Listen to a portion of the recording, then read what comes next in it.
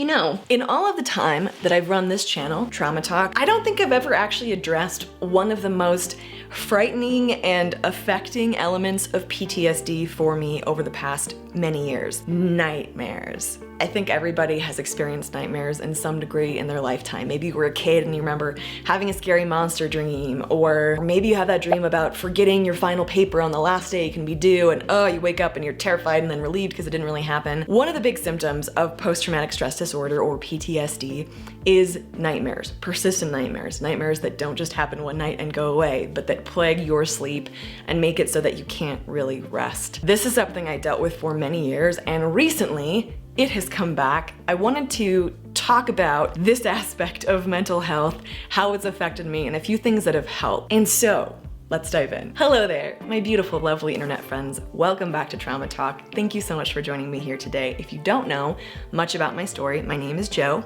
A number of years ago, I experienced some very traumatic events as it related to a very abusive person, a very abusive relationship, and assault. About 5 or 6 years after that, I started this channel, Trauma Talk, where I talk about life in the aftermath of really difficult things and mental health.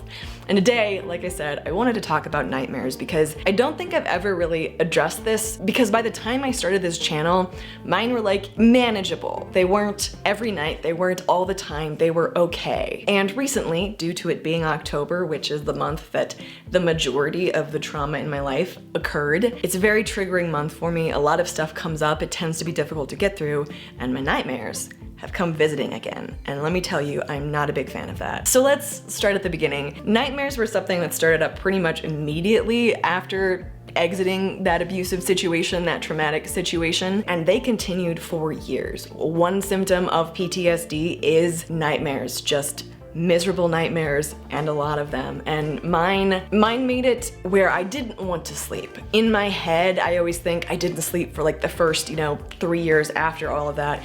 I did sleep. It's just that I was terrified of it. It's just that I didn't rest. It's just that when I woke up, I felt like I was still in my nightmare because of what these dreams did to my brain. They played on my deepest fears, my worst moments, the things that I was terrified of, brought those viscerally alive for me. I hardcore avoided sleep because that wasn't anything that I wanted part of. But one of the cruel aspects of PTSD and depression and anxiety that I was dealing with is that it's exhausting. It is so exhausting to try to live dealing with these mental health issues. And so I simultaneously was avoiding sleep and did not want it and desperately needed it and was exhausted. And it's always funny to me that the worst nightmares I've had were not. So like I said, this continued for a while. It is hard to function when you're not sleeping, when you're not getting good sleep, and it's hard to function when you have the kind of dreams that play on the deepest things that you're afraid of and that you're dealing with.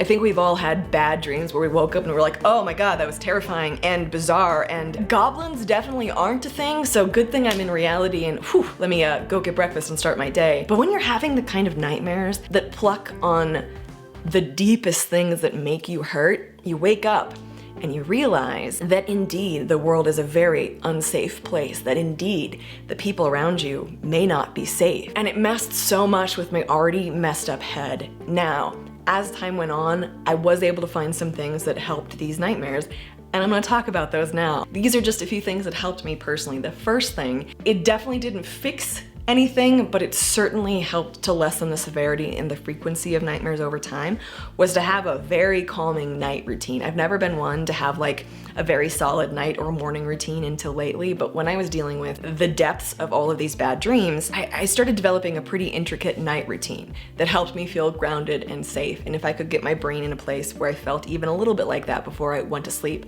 there was a higher chance that I might just be able to sleep and not wake up terrified. I would make myself tea in a special teapot. I would light a bunch of tea candles. I would turn on this DVD of like calming yoga breathing for like 20 minutes. Then I would turn on very specific music as I laid down. I had a essential oil diffuser next to me that I always use the same scents for. And then I tried to go to sleep. And this routine evolved over time, but finding something that worked, finding something that made me feel a little bit more safe for a second was helpful. A few years into this though, I was still struggling with nightmares a couple times a week, which might not sound like a lot if you've never experienced it, but I promise you, it is a lot. And it happened to be that I was at the Mayo Clinic for some brain issues that I was experiencing, and I mentioned, you know, that I had been dealing with PTSD and nightmares were really bad and I couldn't really rest. And one of the doctors there, I will forever be grateful, I don't remember his name, recommended that I try this blood pressure medication that had shown good effects in soldiers dealing with PTSD. The risks for it were really low. The potential of not being terrified every night was very attractive. And so when I got back home, I talked to my primary care doctor about it. He said, let's give it a shot, and put me on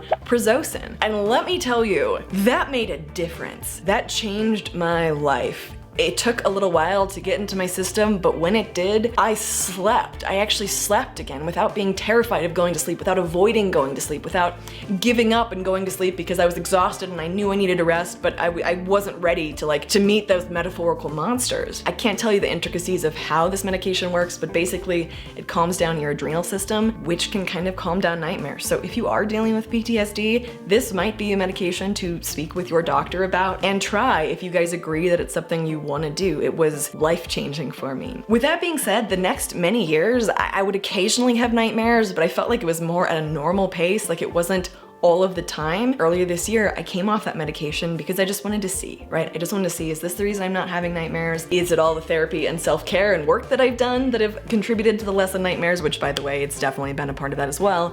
And so I came off the medication and I was good. I was fine. I didn't notice any spike in bad dreams. Cool. However, it's October. As I mentioned, as you probably know if you're watching this video, near the time it's come out, it's October. And this month is full of a lot of very traumatic memories for me. The air in Colorado always has a very specific feel in October. Most people love it because it's fall. Isn't that wonderful? The trees are changing, everyone's pulling out Halloween decorations, and I just want to die inside. But this year it was going okay for the first couple weeks. I was pretty excited with myself. I was like, oh, good job lessening those triggers. And then they all came back with a vengeance about a week ago, and I started having nightmares just about every night. So if I'm talking too fast, it's probably because I've had a little bit too much coffee because I'm not really sleeping. I'm working on it. And I am reminded the power that our dreams have to affect us. Nightmares are hard to deal with, and I'm not thrilled that they're back. At the same time though, I know that I'll survive, I'll work through it. I'm kind of guessing that as this month comes to a close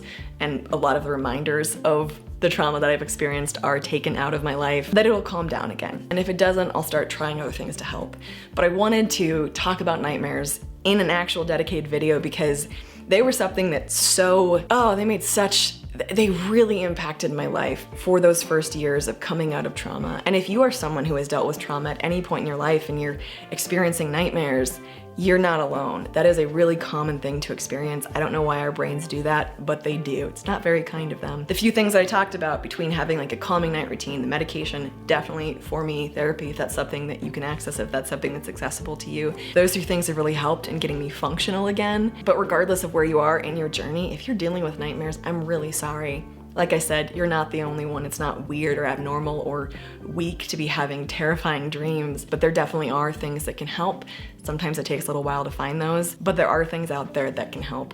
I'd love to hear from you guys in the comment section down below. Do you guys deal with nightmares as part of PTSD, if that's something you experience just generally with your mental health? Do you get nightmares a lot? Has there been a period in your life when you've gotten nightmares a lot? Thankfully, like I said, I've been pretty much nightmare free, as in I only get them like once or twice a month, you know, for many years. Lately they've come back, but I'm hoping they will go on their merry way again fairly soon. So I look forward to reading your comments. Thank you so much for being here. Give this video a thumbs up if you feel like it. Hit that subscribe button over here. I have been doing YouTube for 3 years. You'd think I know which side to point on. Over here, if you would like to see more of my channel, more of my face in your feed, I would appreciate it. Thank you to my patrons for making these videos possible. I can never fully express my gratitude to each and every one of you. Thank you.